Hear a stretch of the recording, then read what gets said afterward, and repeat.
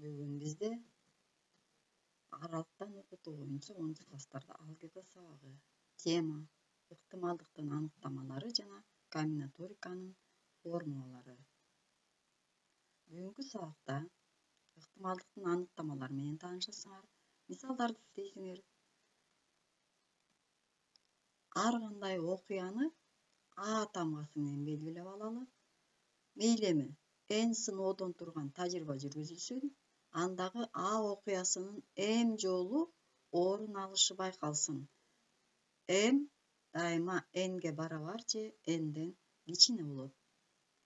Аныктама: кокус А окуясынын орун алган m санынын сыноонун жалпы саны n санына болгон катышы анын жыштыгы деп аталат.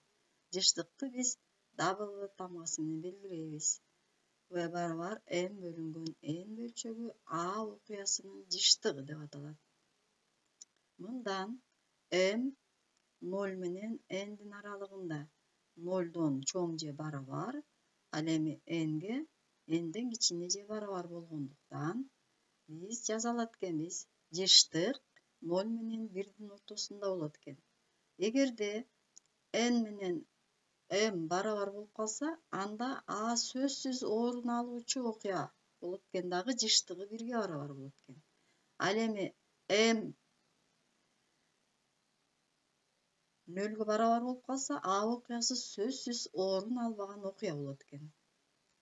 N сынакта А окуясы же орун алса, же орун албаса, анда төмөндөгү формула боюнча А кокус окуясы болот дагы, анын жыштыгы 0 менен 1дин аралыгында болот экен.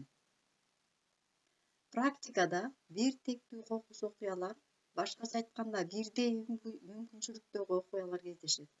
Мисалы, биз 6 граммдуу сөөгчөнү белгилеп алалы. Анын бир санды билдирген А1 десек, экинчисин А2 десек, А3, А4, А5 жана А6 бир тектүү жана бирдей мүмкүнчүлүктөгү окуялар болот. Ар бир граны 1, 2, 3, 4, 5, 6 сандары менен номерленген. Экинчи аныктама: эгерде А1, А2 бир тектүү А-нге чейинки кокус окуялары төмөндөгүдөй касиеттерге ээ болушса, ар кандай сыноодо алардын бир гана окуясы орун алса, баардыгы бирдей мүмкүнчүлүктөгү окуялар болот. Анда алардын элементардык окуялар деп айтышат. Эми биз ыктымалдыктын классикалык аныктамасын беребиз. Ал элементардык окуялар үчүн гана колдонулаарын белгилеп кетели. Эгерде А окуясы n элементардык окуялардын суммасынан турса, анда анын ыктымалдыгы төмөнкү санга барабар. P кашаада А окуясын кашаага алып алабыз. M бөлүнгөн n барабар кичинекей p менен да белгилеп алсак болот экен. Анда анын аткарылбашы 0 менен 1дин аралыгында болот экен. Демек, сөзсүз орун алуучу окуянын ыктымалдыгы орун ала турган болсо p 1ге барабар болот экен. Жана сөзсүз орун албоочу окуянын ыктымалдыгы p барабар 0. А кокус окуянын ыктымалдыктары 0 менен 1дин аралыгында болот экен. Мисалдарды карайлы. Сыртынан көрүнбөгөн баштыкчанын ичинде 10 кызыл, 8 сары, 12 жашыл түстөгү шарлар бар экен. Баардыгы 30 шар бар дейт. Биринчи мисал: баштыкчанын ичинен карабай туруп бир шар алып чыкканда, ал шардын кызыл шар болуп калуу ыктымалдуулугун тапкыла дептир. Демек, кызыл шар бизде 10 болчу, баардык шарлардын саны 30, баардык сыноого катышуучулар, демек mден nге болгон катышы 30дан 10 болот. Анан 10ду кыскартып койсок 3дөн 1ге барабар экен.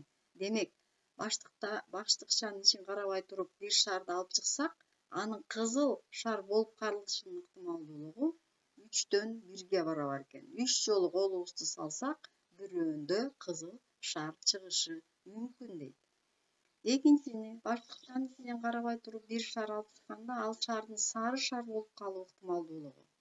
Анда мына сары шарды С менен белгилеп алдык, биякта кызылды К деген тамга менен белгилеп алганбыз. Демек, бардык сары шарлардын суммасы 8-ге барабар болчу маселенин шарты боюнча. Бардык баштыкчадагы шарлар 30 шар, ага болгон катышын тапсак 15-тен 4. Демек биз 15 жолу колубузду салып, ошонун 4 учурунда сары шар болушу мүмкүн экен. Баштыкчанын ичинен карабай туруп, бир шар алып чыкканда ал шардын жашыл болуп калуу ыктымалдуулугун карайлы. Демек, жашыл шардан бизде 12 болчу. Кыскартабыз. Кыскартсак анда 6-га кыскартсак 5-тен 2 экен. Демек, 5 жолу баштыкчага колубузду салсак, 2 учурунда ыктымал экен жашыл шардын чыгышы. 4-нчү мисал, баштыкчанын ичинен карабай туруп, бир шар алып чыкканда анын ак шар болуп калуу ыктымалдуулугу. А бизде баштыкчада ак шарлар жок. Ошон үчүн биз 0-ду 30-га бөлдүк, 0-гө барабар экен ыктымалдуулук. Ак шар маселенин шартында берилген эмес. 5-нчи мисал, баштыкчанын ичинен карабай туруп, бир шар алып чыкканда ал шардын түстүү шар болуп калуу ыктымалдуулугу. Балдар, анын ичинде түстүү шарлардан 30 да. Демек, 30-ду 30-га бөлсөк 1. Демек, сөз жок, 1 түстүү шар алып чыгат экенбиз. Толук группаны түзгөн А, Б, С окуяларынын ыктымалдуулуктарынын суммасы 1-ге барабар болот экен. Биз деген жана А окуясын эле карап атканбыз да, сөбөкчөнү. А бул жерде окуялардын суммасы А окуя башка окуя, П окуя башка, С окуя башка. Анын ар бирөөнүн ыктымалдуулугун П А, П Б, П С деп белгилеп алсак, алардын суммасы 1-ге барабар болот экен. Мисалы, кызыл шар, жашыл шар, сары шар болуу окуялары толук группаны түзөт. Демек, бардык шарлардын суммасын тапсак 1-ге барабар болот экен. 7-нчи мисалды карайлы. Класстагы 23 окуучунун 10-у кыз дейт. 23 окуучудан бири староста болуп шайланса, ал эркек окуучу болуп калуу ыктымалдуулугу канча болот дейт. Староста шайланууда бардыгы 23 учур бар. 23 окуучу болгондуктан. Алардын 10-у кыз бала болсо, демек калганы 15 эркек бала болот. Анда эркек балдарды ала турган болсок, 23 окуучунун ичинен 15 эркек. Демек, 5 баланын 3-өө эркек бала болуп калышы мүмкүн экен. Тапшырма 10-чу класстын алгебра окуу китебинен автору Саламатов 3-чү параграф акыркы бөлүмүндө 145-146 беттериндеги мисалдарды окуп түшүнүп, дептериңерге жазгыла. 8-10 мисалдарды чыгарасыңар. Карантин учурунда үйдө болгула. Саламатта